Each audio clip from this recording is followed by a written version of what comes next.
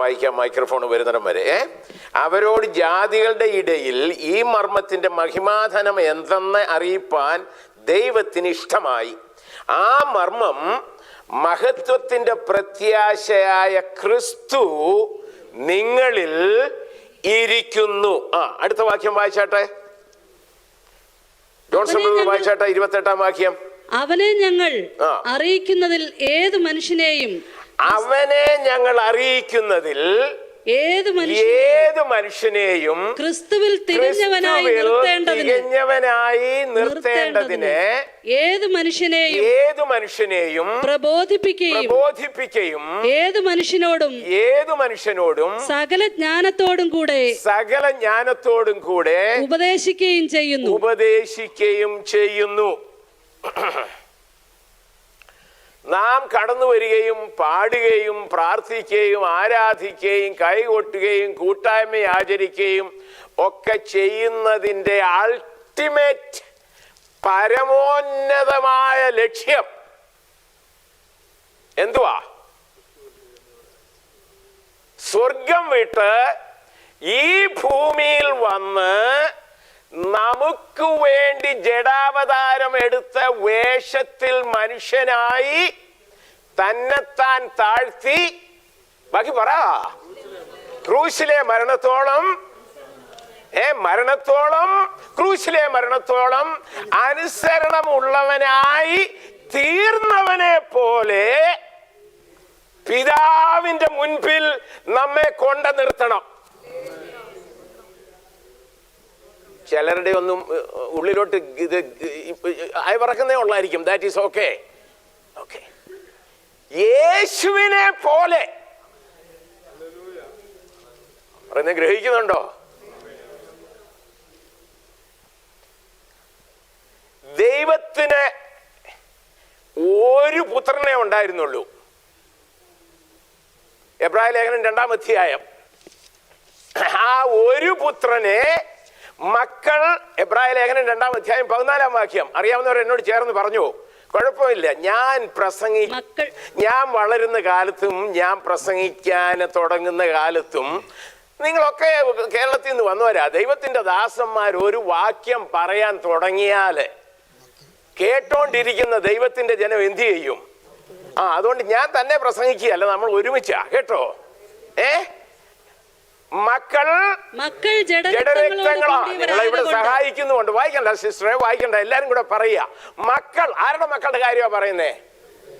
ആ ദൈവത്തിന്റെ മക്കൾ, ആദാമിന്റെയും ഹവ്വായുടെയും മക്കളും കൊച്ചുമക്കളും ആയി ദൈവത്തിന്റെ മക്കളായ നാം ജഡരക്തങ്ങളോട് കൂടിയവരായതുകൊണ്ട് അവനും. ഈ അവനെന്ന് പറയുന്ന ആരെ കുറിച്ചാ? സ്തോത്രം, ഹല്ലേലൂയ. കഴിഞ്ഞ കാല നിത്യത മുതൽ പിതാവായ ദൈവത്തോടു കൂടെ ആദിയില്ലാത്തവൻ, അവസാനമില്ലാത്തവൻ, അനാദ്യനായ ദൈവപുത്രൻ.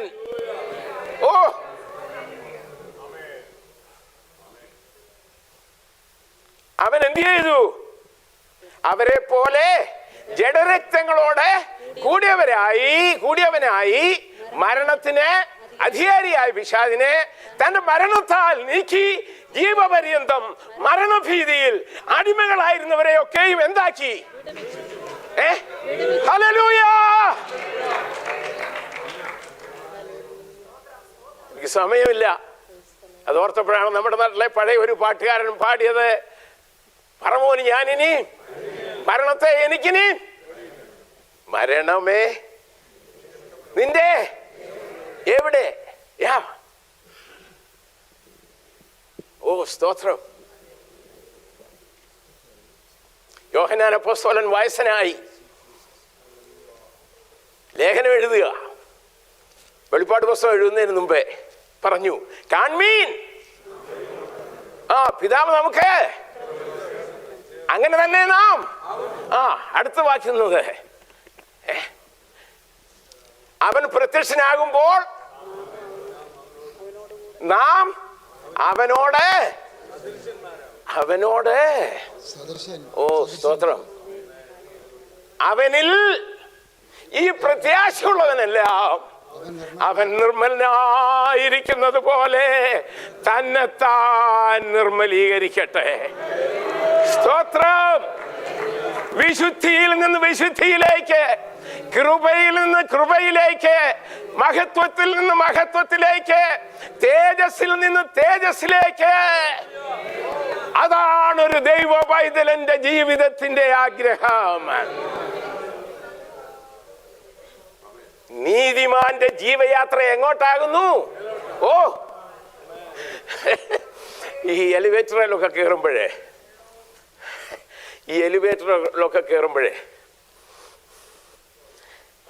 കൂടെ നിൽക്കുന്നവരോട് ഞാൻ ചോദിക്കാറുണ്ട്. അപ്പം ചിലർ പറയും അവർക്ക് താഴോട്ടാ പോകേണ്ടിയെന്ന്. ഞാൻ പറയും എനിക്ക് മേളിലോട്ട് പോകാനാണ് ഇഷ്ടം. ഈ ഇംഗ്ലീഷുകാരുടെ ഇടയിൽ ഒരു പറച്ചിലുണ്ട്. ഈ ഫ്യൂണറൽ ഹോം നടത്തുന്നവർക്ക് പറയുന്ന ഒരു പേരുണ്ട്. എന്തുവാ? അണ്ടർടേക്കേഴ്സ്. ബൈബിൾ സ്കൂളിലൊക്കെ പഠിച്ചിരുന്നു, നമ്മളിതൊക്കെ അണ്ടർടേക്കേഴ്സ്. ഇപ്പം ഞാൻ സാധാരണ ഫ്യൂണറലൊക്കെ പ്രസംഗിക്കുമ്പോൾ പറയാറുണ്ട്, I rather go by the way of the upper taker than the undertaker. ഞാൻ പറഞ്ഞത് മനസ്സിലാകുന്നുണ്ടോ? സ്തോത്രം, സ്തോത്രം, സ്തോത്രം, സ്തോത്രം, സ്തോത്രം. 6 അടി മണ്ണിന്റെ കീഴിലോട്ട് ഞാൻ പോകണമെന്നാ തമ്പുരാൻ എന്നെ മേലോട്ട് കൊണ്ടുപോകുന്നതിന് മുമ്പേ അങ്ങനെ ചെയ്യണമെന്നാ തമ്പുരാന് ഹിതമെങ്കിൽ അങ്ങനെ ചെയ്തോട്ടെ. പക്ഷേ സ്തോത്രം, ഞാൻ അവിടെ ഒന്നും കിടക്കത്തില്ല. ഹല്ലേലൂയ. കാരണം എനിക്ക് മുൻപനായി സ്വർഗത്തിൽ നിന്നിറങ്ങി വന്ന ജീവനായവൻ, സമൃദ്ധിയായ ജീവനായവൻ, നിത്യജീവനായവൻ, എനിക്ക് ജീവൻ തന്നവൻ. ഹല്ലേലൂയ. അവൻ ആകാശമേഘങ്ങളെ ഭേദിച്ച് ഒരു ദിവസം വരും. ഹല്ലേലൂയ.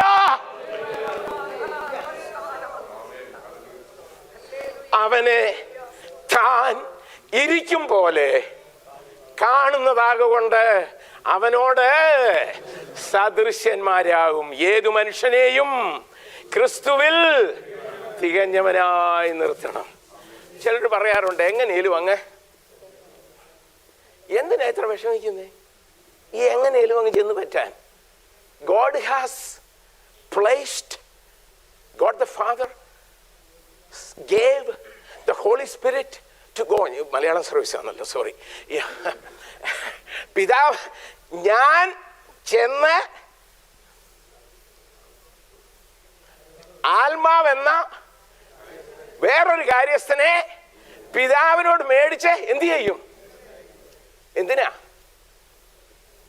എന്തിനാ ബാക്കിയോടെ പറ. നിങ്ങളെ സകല സത്യത്തിലും എപ്പോഴും നിങ്ങളോടുകൂടെ, നിങ്ങൾക്ക് ആലോചന. ഓ സ്തോത്രം. നിനക്ക് ആശ്വാസം. അവന്റെ ഒരു പേരെന്തുവാ? കംഫർട്ടർ.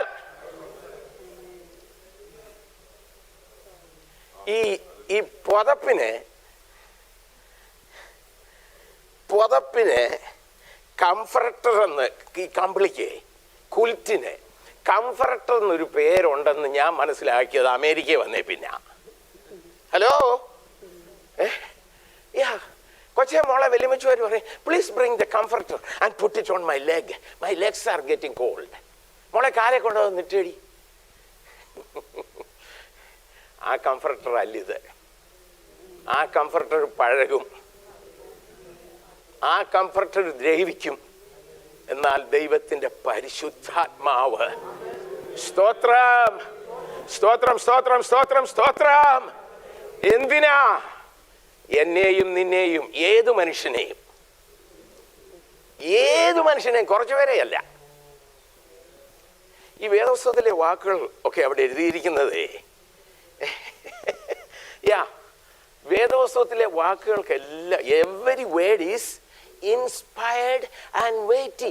ഏതു മനുഷ്യനെയും ക്രിസ്തുവിൽ, മനുഷ്യനെന്നുള്ളതിൻ്റെ അകത്ത് പുരുഷനും സ്ത്രീയും ഉണ്ട് കേട്ടോ. എങ്ങനെയും കുറച്ചുപേരെ കൊണ്ടുപോകാനല്ല. സ്തോത്രം. അവരുടെ ഇടയിൽ ഒരു ബലഹീനനും ഇല്ലാതെ ഇരിക്കുവാൻ. ഏതു മനുഷ്യനെയും ക്രിസ്തുവിൽ തികഞ്ഞവനായി നിർത്തേണ്ടതിന് അപ്പോസ്തലൻ ആത്മാവിൽ പറയുകയാണ്.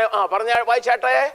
ഏതു മനുഷ്യനെയും ക്രിസ്തുവിൽ തികഞ്ഞവനായി നിർത്തേണ്ടതിന് ഏത് മനുഷ്യനെയും പ്രബോധിപ്പിക്കുകയും ഏത് മനുഷ്യനോടും സകല ജ്ഞാനത്തോടും കൂടെ ഉപദേശിക്കുകയും ചെയ്യുന്നു. ഈ ഉപദേശവും പ്രബോധനവും ഇംഗ്ലീഷിൽ കൊടുത്തിരിക്കുന്നതായ വാക്ക് ഒന്ന് ടീച്ചിങ് / പ്രീച്ചിങ്, മറ്റേത് വാണിംഗ് എന്നാണ്. നമ്മൾ സഭയിലൊക്കെ ഇനി അല്പസമയം പ്രായമായിട്ടുള്ള കർത്താവിൻ്റെ ദാസന്മാർക്ക് ഇച്ചിരി പ്രബോധനം പറയാനുള്ള സമയമാണ്. പലയിടത്തുമൊക്കെ ചെന്ന് കഴിഞ്ഞാൽ പ്രബോധനം ഒന്നും ഞാൻ അങ്ങോട്ടൊന്നും പോകുന്നില്ല, നിങ്ങൾക്കൊക്കെ അറിയാവുന്ന കാര്യമാണ്.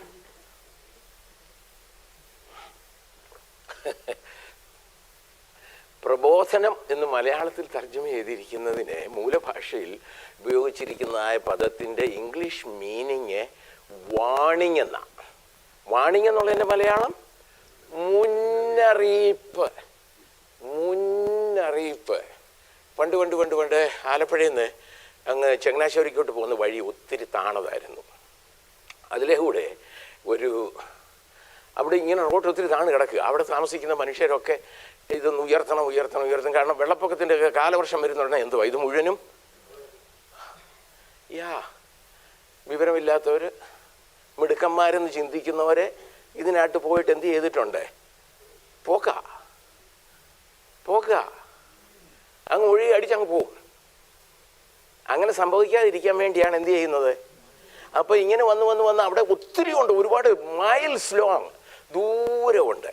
ഒരിക്കലേ ഇപ്പോൾ അതിലൂടെ പോയാൽ റോഡ് കുറച്ച് ഉയർന്നിട്ടുമുണ്ട്.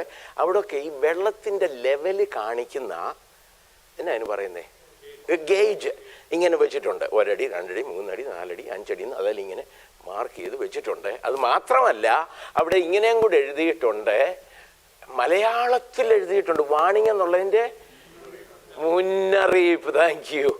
മുന്നറിയിപ്പ്. എന്നിട്ട് റോഡ് മുങ്ങിപ്പോകാൻ ഇതെന്തിനാ ഇവർ അത് അത്രയും മഷിയോടെ എന്തിനാ കളഞ്ഞതെന്ന് എനിക്കറിഞ്ഞുകൂടാ. കുട്ടനാട്ടിൽ മുങ്ങിപ്പോകും, ഉറപ്പാ. ആട്ടെ, സാധ്യതയുണ്ട്. മുന്നറിയിപ്പ് അവഗണിക്കുന്നവൻ. എന്നാ ഇത് വെച്ചെന്നറിയാമോ? ഞാൻ പറഞ്ഞായിരുന്നോ? ഞാൻ കേട്ടത് ഒരു കളക്ടർ അതിലൂടെ പോയി. പുള്ളിയുടെ വണ്ടി എന്ത് ചെയ്തു?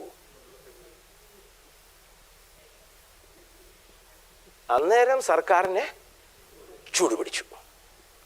അങ്ങനെയാണല്ലോ നമ്മുടെ നാട്ടിലെ, അല്ലേ? സ്തോത്രം. ദൈവത്തിൻ്റെ പരിശുദ്ധാത്മാവ് മുന്നമേ അറിഞ്ഞു നാം വീണ്ടും മുന്നറിയിപ്പ് വേണ്ടവരാണെന്ന്. ക്രിസ്തീയ ജീവിതയാത്രയിൽ, ഉയരത്തിലേക്കുള്ള യാത്രയിൽ നാം പറ്റുപോകാതിരിപ്പാൻ, നമ്മുടെ വളർച്ചയ്ക്ക്, നമ്മുടെ പുരോഗതിക്ക്, നമ്മുടെ ഉയർച്ചയ്ക്ക് കേട് സംഭവിക്കാതിരിപ്പാൻ ദൈവത്തിൻ്റെ വചനം വാണിംഗ് തരുന്നു.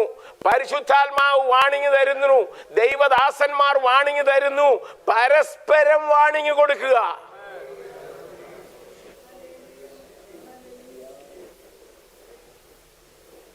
ഒത്തിരി അഭിനയിക്കാൻ പറ്റും. എൻ്റെ ഇന്നത്തെ മെസ്സേജിലെ 3 പോയിന്റ് ഞാനങ്ങ് പറഞ്ഞേക്കാം. ഞാൻ ദൈവത്തിൻ്റെ ആത്മാവ് ഒരുപാട് ആലോചനകൾ എൻ്റെ ഹൃദയത്തിൽ കൊണ്ടുവരുന്നു. ഒരു പ്രസംഗം പറഞ്ഞു തീർക്കാനല്ല. ഇന്നിവിടെ കടന്നു വന്നിരിക്കുന്ന ദൈവത്തിൻ്റെ ജനം നിങ്ങളോടുള്ള അരുളപ്പാട്, ആലോചന, ദൂത് ഏറ്റെടുത്ത് ജീവിതത്തെ ക്രമീകരിക്കുക. ക്രിസ്തു എന്ന തലയോളം നാം വളരണമെങ്കിൽ നാം ഉപദേശം കേൾക്കണം, നാം പ്രബോധനം കേൾക്കണം, നാം പഠിക്കണം. എൻ്റെ പ്രധാനപ്പെട്ട 3 പോയിന്റ് ഇന്നത്തേത്. അങ്ങനെ നാം ക്രിസ്തുവിനോട് വളരണമെങ്കിൽ ഒന്നാമത് നമുക്ക് ക്രിസ്തുവിൻ്റെ അഭിരുചി ഉണ്ടായിരിക്കണം. ഇംഗ്ലീഷിലെ വാക്ക് ആപ്പറ്റൈറ്റ്. ഞാൻ ഇംഗ്ലീഷിൽ ഈ മെസ്സേജ് പ്രസംഗിച്ചതാ ചില ആഴ്ചകൾക്ക് മുമ്പേ. നിങ്ങളുണ്ടായിരിക്കും. We should have the appetite of Christ. Appetite എന്നുള്ളതിൻ്റെ മലയാള പദം ഞാൻ നോക്കിയപ്പം അഭിരുചി, ആവേശം. ഇന്ന് പലർക്കും ആവേശമല്ല, പരവേശമാണ്. നീ പരവേശപ്പെടണ്ട. നീ പരവേശപ്പെട്ടതുകൊണ്ട് ഒന്നും എന്ത് ചെയ്യത്തില്ല, സാധിക്കത്തില്ല. എന്നാൽ യേശുവിനെ പോലെ ആകാനുള്ള ഒരു ആവേശം ഉണ്ടായിരിക്കുക.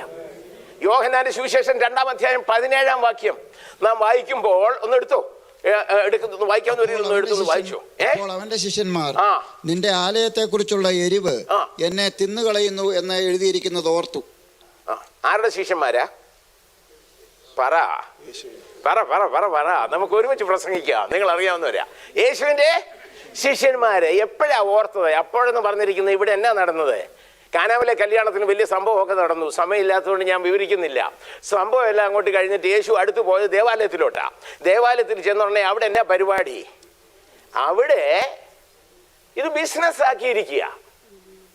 ഹലോ, ഈ സുവിശേഷത്തെ, ആരാധനയെ, ക്രിസ്തീയ ജീവിതത്തെ ബിസിനസ് ആക്കിയത് 21st സെഞ്ചുറിയിലെയോ 20th സെഞ്ചുറിയിലെയോ ഒന്നും കണ്ടുപിടുത്തമല്ല.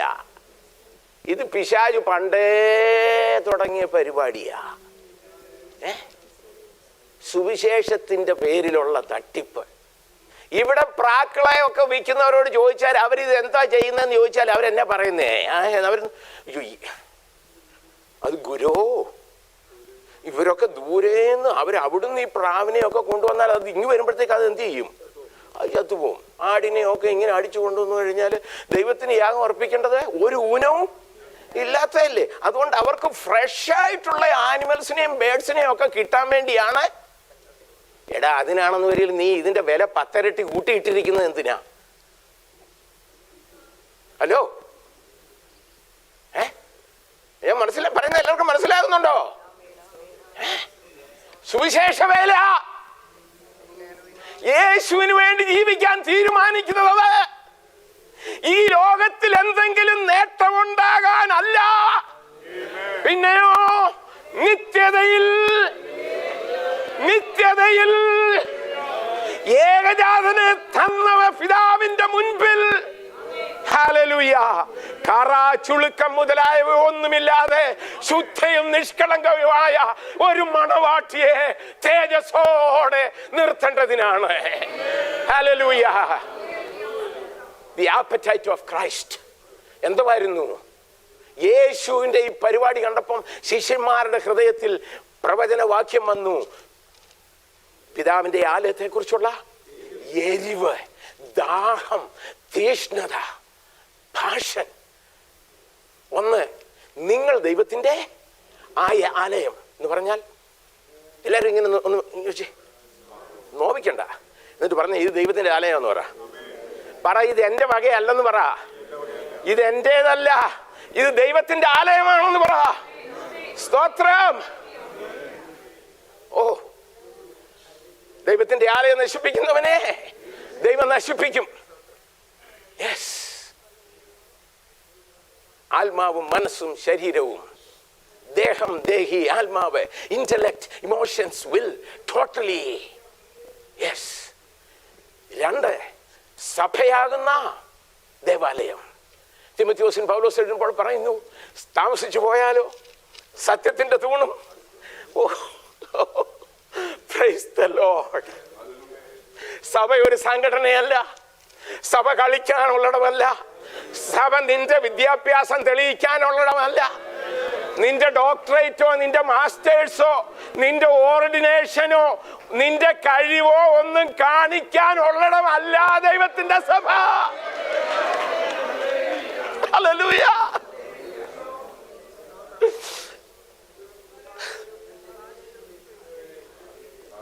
അതൊക്കെ ദൈവം തന്നിട്ടുണ്ടെങ്കിൽ നന്ദിയോടെ അനുഭവിച്ചുകൊള്ളുക.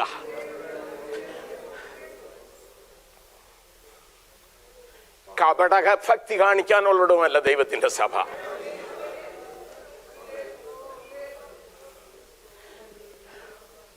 ആകാശത്തിന്റെ കീഴിലുള്ള ഏത് പാസ്റ്ററേയും കളിപ്പിക്കാം.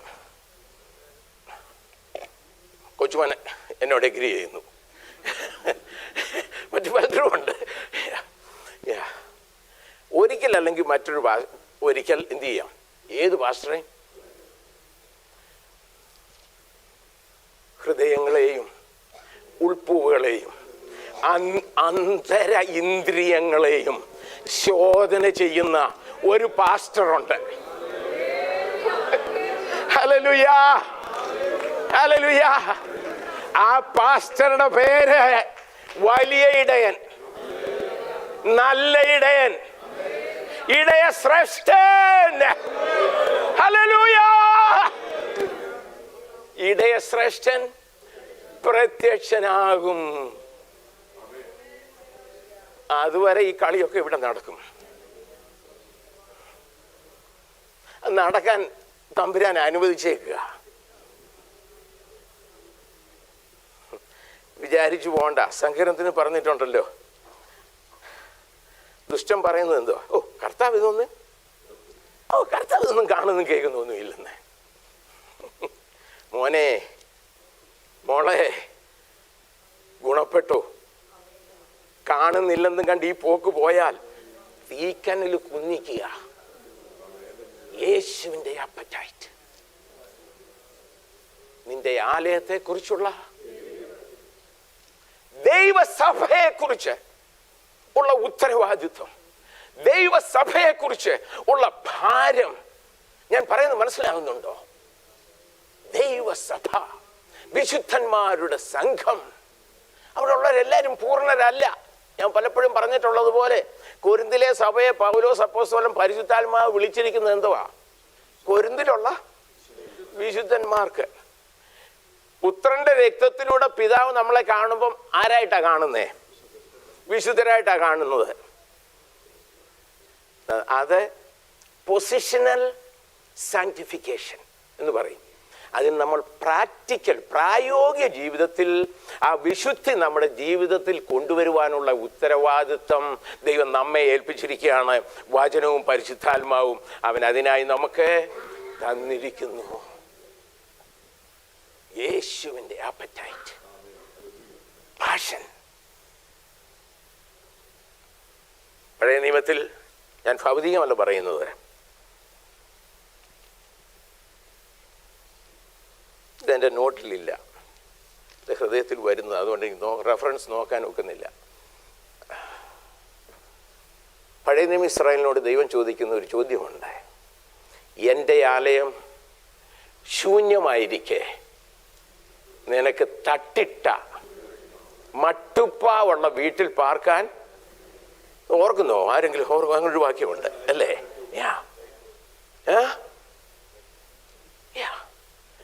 ഭൗതികമല്ല ഞാൻ പറയുന്നത് ആത്മീയമാണ്. ദൈവം പറയുന്നത് ആത്മീയമാണ്. പഴയ നിയമത്തിൽ ആലയം ഈ കാണുന്ന കെട്ടിടമായിരുന്നു. പുതിയ നിയമത്തിൽ ആലയം, നമ്മൾ ഇവിടുന്ന് പോയി കഴിയുമ്പം ഈ കെട്ടിടം മറ്റുള്ള കെട്ടിടങ്ങളെ പോലെ,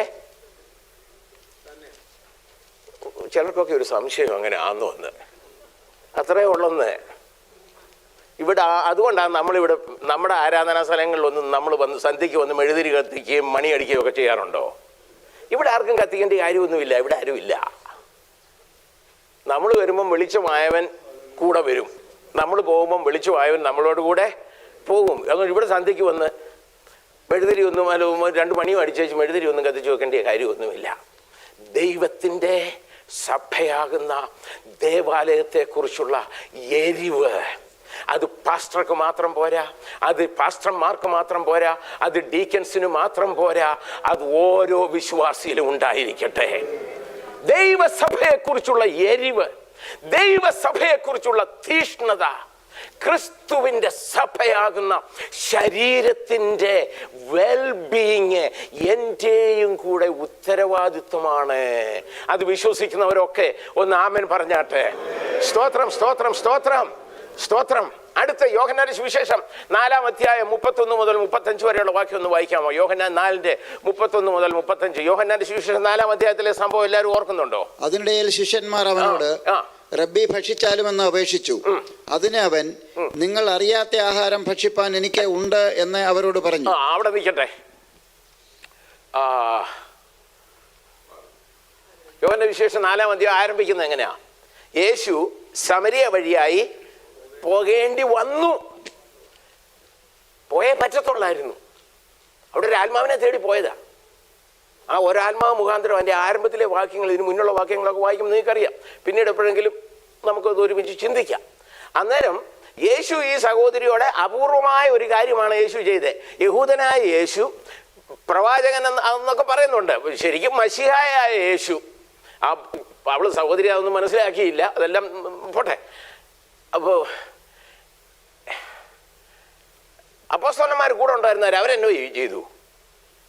യേശു ഇവളോട് സംസാരിച്ചുകൊണ്ടിരുന്നപ്പോൾ അവരെന്നോ ചെയ്തു ഓർക്കുന്നോ? അവർ ഫിഷ് വർക്കറോ ഏതാണ്ട് മേടിക്കാൻ പോയി. ഏനോ അതിന് കുഴപ്പമൊന്നുമില്ല. ഈ ലോകത്ത് ജീവിക്കുന്നുണ്ടേ ഇത് ഈ ശരീരത്തിന് ഇതൊക്കെ വേണം. അത് കുഴപ്പമൊന്നുമില്ല. പക്ഷേ they were good people. അവർ കഴിച്ചേച്ചേ അവരിങ്ങനെ പോരുന്നില്ല. ചില പിള്ളേരങ്ങനെയാണ്. നമ്മുടെയൊക്കെ നാട്ടിൽ പണ്ടത്തെ കാലത്ത് ഓർക്കുന്നുണ്ടോ? ആകെപ്പാടെ 5 കോഴി കാണും, അതിൽ 3 മുട്ട ഇടത്തുള്ളൂ. അതും എല്ലാ ദിവസവും ഇടത്തില്ല, അപ്പം 2 മുട്ട. അതിൽ ഒരെണ്ണം പാസ്റ്റർ വരുമ്പോൾ കൊടുക്കാൻ വേണ്ടി വെച്ചിട്ട് അങ്ങനെ ചെയ്തിട്ടുള്ള അമ്മച്ചിമാരുടെ മക്കളും ഒക്കെ ഇവിടെ അമ്മച്ചിമാരും ആരെങ്കിലും ഇവിടെ കാണും. അപ്പോൾ ഒരു കൊച്ചൊരിക്കൽ പറഞ്ഞതാണ് പറഞ്ഞത്. അപ്പോൾ ഈ അമ്മ മുട്ട തിന്നുന്നത് ഒരിക്കലും ഈ കൊച്ചെന്ത് ചെയ്തിട്ടില്ല. അപ്പം എൻ്റെ ചിന്ത എന്തുവാ? അമ്മയ്ക്ക് മുട്ട, എടാ നീ മനസ്സിലാക്കുന്നുണ്ടോ? അമ്മയ്ക്ക് മുട്ട ഇഷ്ടമല്ലാഞ്ഞിട്ടല്ല, നീ നന്നാകണം. ഞാൻ മുട്ട കഴിച്ചില്ലെങ്കിലും നീ വളരണം. ആമേൻ. ഞാൻ ആത്മീയമാണ് പറയുന്നത്, ആത്മീയത്തിൽ ഗ്രഹിച്ചോണം. നീ വളരണം, നീ നന്നാകണം, നീ ഡാഡിയെ പോലെ ആകണം. സ്തോത്ര. നീ പപ്പായെ പോലെ ആകണം. അതിനമ്മ വരിഞ്ഞു മുഴുക്കി ഉടുക്കുകയാടാ ചെറുക്ക.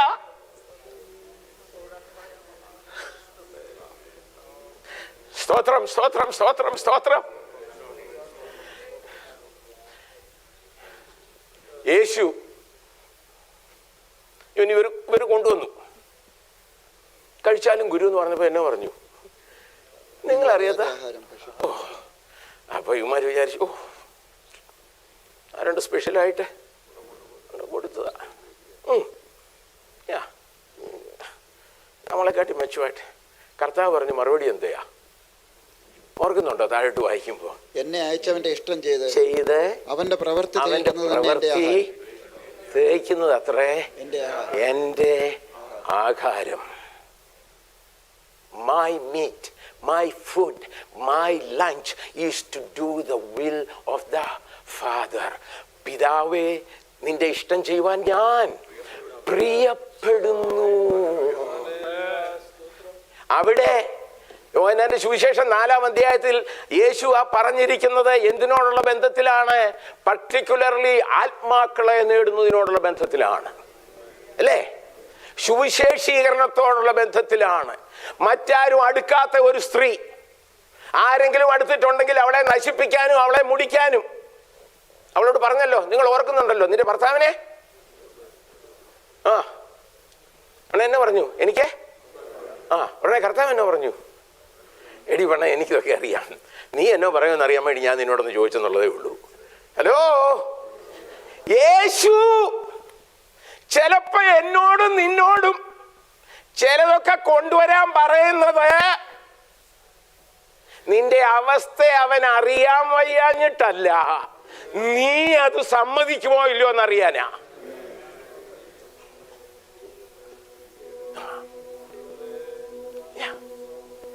നിന്റെ ആത്മീകമായ പാപ്പരത്വം നീ സമ്മതിക്കുമോ ഇല്ലയോ എന്നറിയാനാ. ഉള്ളതില്ല ഇങ്ങനെ കൊണ്ടുവരാൻ പറഞ്ഞേ. സ്തോത്രം. ഇന്നലെ രാത്രിയിൽ നമ്മൾ കേട്ട മെസ്സേജ്, ദാവീദിന്റെ കയ്യിലെ കല്ല്, പിന്നെ വേറെ എന്തൊക്കെയായിരുന്നു ഷാജി പാസ്റ്ററെ? ആദ്യം പറഞ്ഞ കൊച്ചൻ്റെ പേരെന്നായിരുന്നു ശങ്കർ. ശങ്കറിന്റെ കയ്യിൽ ഇരുന്നത് കാളവണ്ടിക്കാരൻ കാള ഓടിച്ചോണ്ട് ഇങ്ങനെ ഒരു മോനെയുള്ള ഒരു സൂത്രം.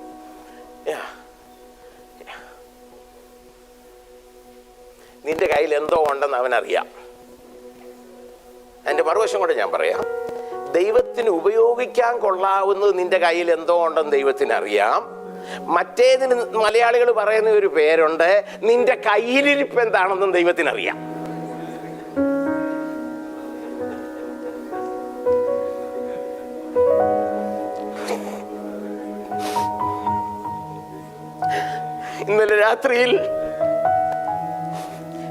രാത്രിയിൽ ഞാൻ ദൈവത്തിന്റെ ആത്മാവുമായി വളരെ മല്ലുപിടിച്ചു. ഞാൻ പറഞ്ഞു, കർത്താവേ, എനിക്കിത് പ്രസംഗിക്കണ്ട. കാരണം ഇത് പ്രസംഗിച്ചാൽ പലർക്കും എന്ത് ചെയ്യത്തില്ല, പലർക്കും ഇഷ്ടപ്പെടത്തില്ല. ഞാനിവിടെ വന്നിട്ട് 3 മാസം പോലും തികഞ്ഞിട്ടില്ല. ചാർജ് എടുത്തിട്ട് വന്നിട്ട് 3 മാസമായി ഇന്നലെ. പക്ഷെ ഈ സഭയുടെ ചാർജിൽ ദൈവം എന്നെ വിനിതയാക്കിയിട്ട് 3 മാസമായിട്ടില്ല. ഈ മാസം 9-ാം തീയതിയോ എങ്ങണ്ടേ ആകത്തുള്ളൂ. ഞാൻ കർത്താവിനോട് പറഞ്ഞു, എനിക്കിത് പ്രസംഗിക്കണ്ട. ഞാൻ ഉണർന്നു, ഞാൻ എഴുന്നേറ്റു. വിനിത വന്നപ്പോ എന്നോട്, പതിവിലും നേരത്തെ എന്താ എഴുന്നേറ്റിരിക്കുന്നത്? ഞാൻ പറഞ്ഞില്ല, മറുപടി ഞാൻ പറഞ്ഞില്ല. ദൈവത്തിന്റെ ആത്മാവ് ഇന്ന് പകൽക്കാലം സ്പഷ്ടമായി ചില ജീവിതങ്ങളോട് സംസാരിച്ചു കൊണ്ടിരിക്കുന്നു.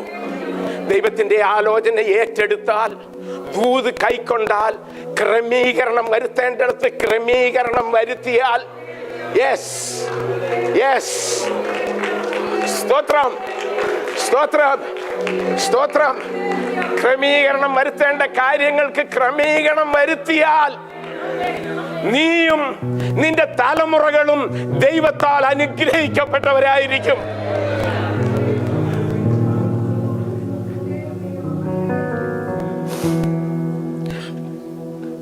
ആരോടാണ് ദൈവത്തിന്റെ ആത്മാവ് സംസാരിക്കുന്നു എന്നുള്ളത് നിങ്ങൾക്കറിയാം. ഞാൻ പറഞ്ഞല്ലോ, പാസ്റ്റർമാരെ കളിപ്പിക്കാം, കൂട്ടു സഹോദരന്മാരെ സഹോദരിമാരെ കളിപ്പിക്കാം. പെന്തിക്കോസ് വരുമ്പം പെന്തിക്കോസിന്റെ ഭാഷ സംസാരിക്കാൻ അറിയാമല്ലേ?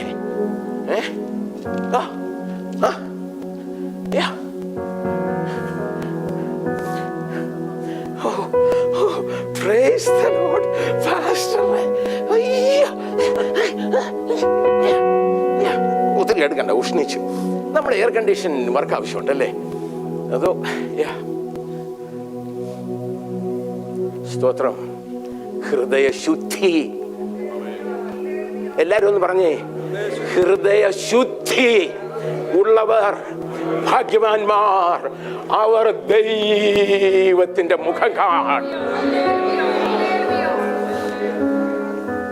സ്തോത്രം. നിനക്ക് ദൈവമുഖം കാണണോ? ഞാൻ ചില ആഴ്ചകൾക്ക് മുമ്പേ പറഞ്ഞതാ, പലർക്കും ദൈവത്തിന്റെ മുഖം ഒന്നും കാണണ്ട. പലരും ഇപ്പൊ പല പിള്ളേരുടെ കൂട്ടാ ഇങ്ങനെ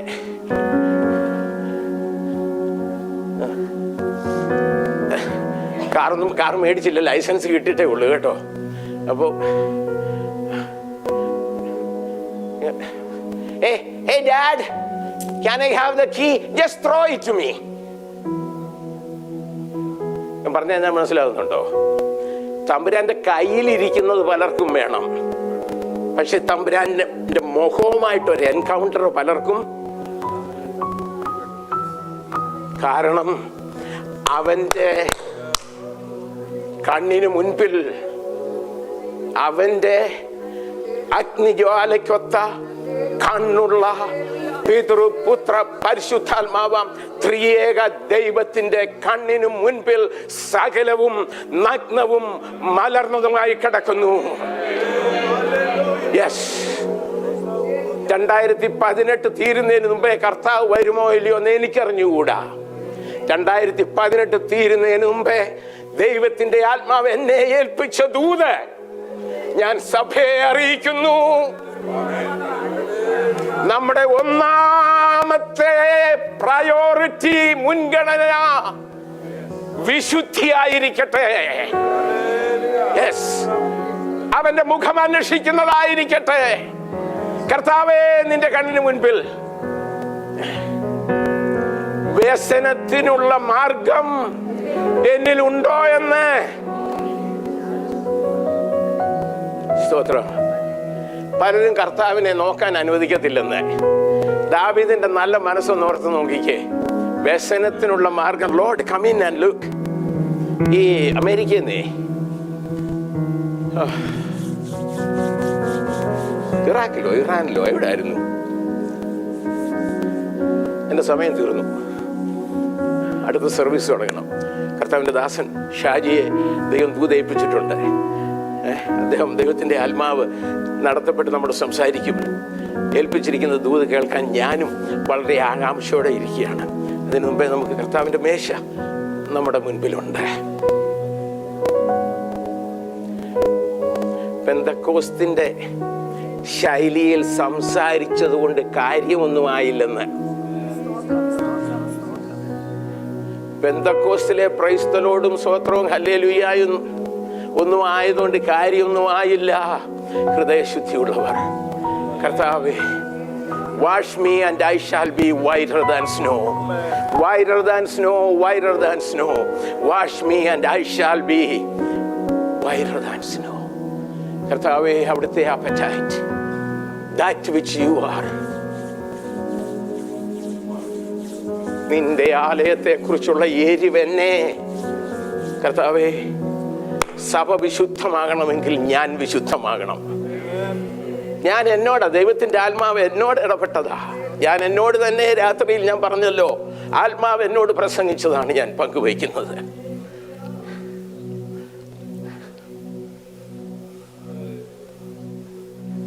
കർത്താവ് അനുവദിച്ചാൽ മെസ്സേജിന്റെ ബാക്കി ഭാഗം അടുത്ത ഞായറാഴ്ച സംസാരിക്കാം. ഇംഗ്ലീഷ് സർവീസ് കമ്മ്യൂണിയൻ തുടങ്ങുന്നതിന് മുൻപേ എഴുന്നേറ്റ് നിൽക്കാൻ ബുദ്ധിമുട്ടില്ലാത്തവരൊക്കെ ഒന്ന് എഴുന്നേറ്റ് നിന്നാട്ടെ. ശുദ്ധമാക്ക എന്നെ ആകമാനം. സ്റ്റാൻസ് ഒന്ന് പാടാം. കരങ്ങളെ ദൈവസന്നിധിയിൽ സ്ട്രെച്ച് ഔട്ട് ചെയ്ത് നിവർത്തി പിടിച്ചാട്ടെ. കർത്താവേ, അവിടുത്തെ മുന്നിൽ സകലവും നഗ്നവും മലർന്നതുമായി കിടക്കുന്നു. അങ്ങയുടെ മുൻപിൽ സകലവും നഗ്നവും മലർന്നതുമായി കിടക്കുന്നു.